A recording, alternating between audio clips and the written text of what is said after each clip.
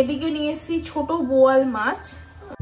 হ্যাঁ আমি আমার শিখে ছাড়বো তাই তো অনেক হলো না মোটামুটি আমরা জানি। Good afternoon everyone, 10th of Feb 2025 সকাল নয় দুপুর 12টা থেকে ব্লগ স্টার্ট করছি। মোটামুটি সকালবেলা গেছিলাম বাজারে, খুব সকাল সকাল যাইনি, সেই জন্যই বুঝতে পারছো যে ফিরতে দেরি হয়েছে আর ব্লগটাও স্টার্ট করতে দেরি হয়েছে। আমি প্রথম ম্যাচে এই সামনে থেকে টুকটাক বাজার করবো, স্পেশালি গেছিলাম চিংড়ি মাছ খুঁজতে। আমার না ভীষণ চিংড়ি মাছের ভর্তা খেতে ইচ্ছে করছিল, তো দেখলাম যে যাই, কিন্তু একটুও চিংড়ি মাছ পাইনি। তার বদলে অন্যান্য মাছ নিয়ে চলে এসেছি, তোমাদের সঙ্গে শেয়ার করছি। তার সঙ্গে সবজি বাজারটাও করে নেওয়া, যেহেতু আজকে সুই তো ছুটি আছে। কাল রবিবার, কালকে বাজার করলেই ভালো হতো, বাট আজকে সোমবার ও ছুটি আছে বলে দেখলাম আজকে আমি বাজারটা করে নিই। এক সপ্তাহের অন্তত সবজি টবজিগুলো ঠিকঠাক থাকবে, হলে এখানে না ঠিকঠাক ফ্রেশ সবজি অত ভালো পাওয়াও যায় না, প্লাস অনেক বেশি দাম নেয়। তো সেই জন্য সবজিটা একদম মন মতো করে, সবজি বাজারটা একদম মন মতো করে তারপর বাড়ি গেলাম। মাছের মধ্যে কী কী নিয়েছি চলো তোমাদের সঙ্গে শেয়ার করছি। আজকে বেশি কিছু বাজার করিনি, 3টে লেগ পিস নিয়ে এসেছি এরকম গোটা গোটা, ভাবছি বিরিয়ানি বানাবো। এখানে রয়েছে রুই মাছ, যেটা আমি কাটবো, আমি বললাম এমনি রেখে দাও, আমি কেটে নেবো, পিস করে নেবো আমার সুবিধার মতো। এদিকে নিয়ে এসেছি ছোট বোয়াল মাছ। তো প্রথমে বুঝতে পারছিলাম না, এরকম বোয়াল মাছ আমি সচরাচর দেখিনি, বা দেখলেও হয়তো খুব একটা নোটিস করিনি। তো এটা একটা নিয়ে এসেছি, বোয়াল মাছ বলো তো, এটা বোয়াল মাছই মোটামুটি। তোমরা যারা চেনো বা বুঝতে পারছো তারা আমাকে একটু মানে কনফার্ম করে জানাও যে এটা বোয়াল মাছ কিনা। কিন্তু এটা আমার বাড়িতেও যে দিদি থাকে সেও বললো বোয়াল মাছ, দোকানদারও তাই বলেছে, বাট আমি সচরাচর দেখিনি বলে খুব কনফিউশনে আছি। এটা হচ্ছে আমার বাচ্চাদের চিকেন, মানে জিনু, রোমিও আর ম্যাগির, আর এটা হচ্ছে পকেট মাছ। এই হয়েছে আজকের আমাদের কেনাকাটা। দেখো বাজার থেকে তো আমি মাছ কাটিয়ে আনতেই পারি, সেটা আমি বেশিরভাগ করিও, তবে যেদিন যেদিন আমার হাতে সময় থাকে সেদিন আমি মাছটা বাড়িতেই কাটতে প্রেফার করি। এই গোটা ওই খোসা বলছি, ওই আঁশটা ছাড়িয়ে এনে দিই, তার সঙ্গে বলি মাথাটা কেটে দিতে। এরপরে মাছটা আমি নিজের মতো যেমন আমার পিস লাগে সেই রকমভাবে কেটে নিই। কাটার একটা কারণ হলো যে ওরা যখন পিস করে যেমন তেমন করে কেটে ছেড়ে দেয়, কিন্তু আমি পিস করলে দেখে সুন্দর করে আমার কোন পিসটা লাগবে, পেটির দিকটা, খানের দিকটা বা রিং কাটিংগুলো কতটা কি করা যেতে পারে সেটা আমার করলে সুবিধাও হয়, এবং মাছগুলো পরে হিসেব করে রাখতে অনেকটা ভালো হয়। তো সেই জন্য যখন সুযোগ পাই, সব দিন তো সুযোগ পাই না বুঝতেই পারছো, নানান রকম কাজের মধ্যে অকুপাইড, সেই দিনগুলো কিন্তু আমি এইভাবে মাছটা বাড়িতে কেটে ফেলি। এর মধ্যে 1 জানুয়ারি থেকে ব্লগ স্টার্ট করেছি এই চ্যানেলে, তোমরা এর মধ্যে 2বার দেখে নিয়েছো আমাকে মাছ কাটতে। হ্যাঁ, এর মাঝে আমি কোনো সময় কাটিনি, এই 2বারই তোমাদের মাছ কাটা দেখালাম। এবার ব্লগে দেখাবো না বারবার, তোমরা ভাবে কেন মাছ কাটা এরকম করে দেখাচ্ছে, অনেকে তো সেটা পছন্দও করো না।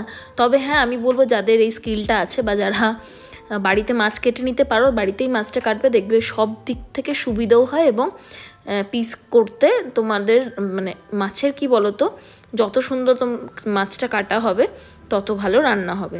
তো সেই জন্য আমার মনে হয় এটা অনেকটা বেশি সুবিধা হয়। দেখো তোমাদের সঙ্গে গল্প করতে করতে অলমোস্ট আমার মাছ কাটা কিন্তু হয়ে গেল। তোমরা কে কে আমার মতো মাছ কাটতে ভালোবাসো বলো তো? যদিও খুব উইয়ার্ড একটা কথা বলছি, হয়তো মনে হতে পারে মাছ কাটতে আবার কে ভালোবাসে, বাট না, আমার মাছে যখন পিসিং করি না, একটা আলাদাই লেভেলের স্যাটিসফ্যাকশন লাগে, জানি না কেন, বাট ভালো লাগে। গোটা মাছটা যখন কেটে সুন্দর করে পিস করে ওকে ধুয়ে পরিষ্কার করা হয়, আমার সত্যি ভীষণ ভীষণ ভালো লাগে। তো চলো এদিকে মাছ টাছ কেটে নিই। আজকে ব্যাক টু ব্যাক কিছু রেসিপি শ্যুটও ছিল আমার, যেমন আমি করেছিলাম ফুলকপি এই রুই মাছ দিয়ে আদা জিরে বাটা দিয়ে একটা প্লেন ঝোল, তার সঙ্গে করেছিলাম কড়াইশুঁটির ভর্তা, তার সঙ্গে করেছিলাম পোস্তর বড়া। এই সমস্ত কিছু রেসিপিস তোমরা ব্যাক টু ব্যাক পেয়ে যাবে।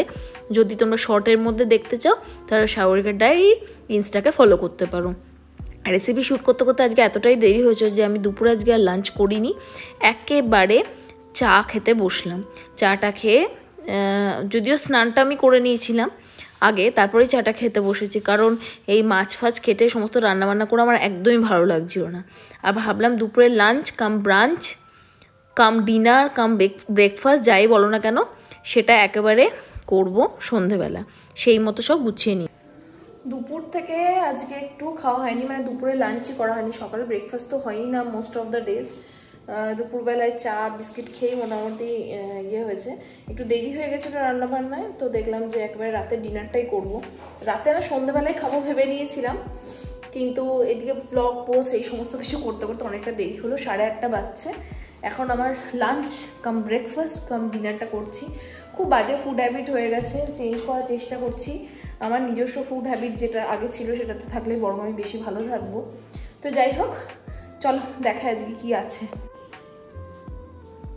রয়েছে ভাত, ফুলকপি, আলু, রুই মাছ, আর এটা রয়েছে মটরশুঁটি ভর্তা। আসলে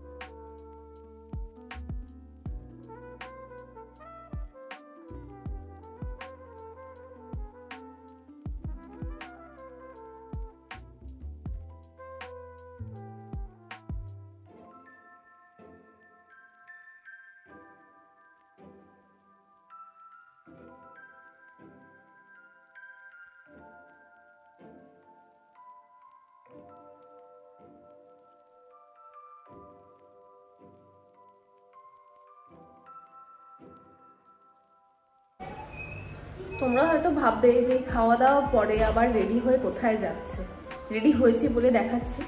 তো যাই হোক, আজ থেকে যাচ্ছি ড্রাইভিং শিখতে। মানে আমি 2-3 বছর আগে শিখেছিলাম, বাট প্র্যাকটিস পুরো চলে গেছে, লাইসেন্সও রেডি করা হয়নি। তো সেই জন্য প্রপারলি শিখে পরীক্ষা দিয়ে লাইসেন্স রেডি করব। সেটার বিশেষ আর কোনো কারণ নেই, শুধু এইটুকুই চাইছি যে স্কিলটা শিখেছি সেটাকে মাঝখানে ছেড়ে দেওয়াটা উচিত হবে না। তো এখন আমি দেখলাম যে এই সময়টা সব থেকে ভালো টাইম, শিখে নিই বা পুরো ব্যাপারটাকে রপ্ত করে নিই। সব জিনিস একটু একটু করে শিখে রাখা ভালো। স্কুটি তো চালাতে জানি না, ভবিষ্যতে কোনোদিন যদি এমন পরিস্থিতি হলো যে আমাকে ড্রাইভ করতে হলো, সেক্ষেত্রে যেন কোনো রকম সমস্যা না হয়। তো এখন আমি যাব, ভাইও আসছে, আর শেখাবে হচ্ছে সুদীপ্ত। ভীষণ ভালো ড্রাইভ করে, ভীষণ ভালো ড্রাইভ করে। এই যে ভাই চলে এসছে, আর এইদিকে আমরা গাড়ি নিয়ে বেরিয়েছি। গাড়ি আজকে শিখেই ছাড়বো। কি মনে হচ্ছে আজকে আমাদের? আজ আমরা শিখেই ছাড়বো মনে হচ্ছে। হ্যাঁ, আজ আমরা শিখে ছাড়বো গাড়ি। তাই তো, অনেক হলো না মোটামুটি আমরা জানি, কিন্তু সব ভুলে গেছি, তাই তো। এখন যখন এত কিছু নিউট্রাল, থার্ড, ফোর্থ, ফিফথ করছে, তো আমার বলতে ভাই থার্ড, ফোর্থ, ফিফথ কি জিনিস? রাইট, একদম রাইট লেগটা হচ্ছে অ্যাক্সিলারেটর, আর লেফটটা কি? ওটা পা দিলে তোর অটোমেটিক মনে থাকে। একটা কথা বলি ভাই, প্রথম তুই শুরু করিস, ঠিক আছে? আজকের দিনটা স্মরণীয় রাখিস, 10th of February 2025। হ্যাঁ, আজ তো কিছু হবে না কেন বলতো? কেন? আমার জ্যোতিষী বলেছিল যে তুই আমার জন্য দেবদূত রেখা, আমরা দুজন আছি। আচ্ছা, আলো জ্বালিয়ে করছিস কি তোরা? ব্লগ করছিস না, তুই আর ব্লগার। সরি, বন্ধ করে দাও, বন্ধ করে দাও। আজকে গাড়ি চালানোটা কি জিনিস ভাই, কিন্তু আমি বলছি তো মাসে নাকি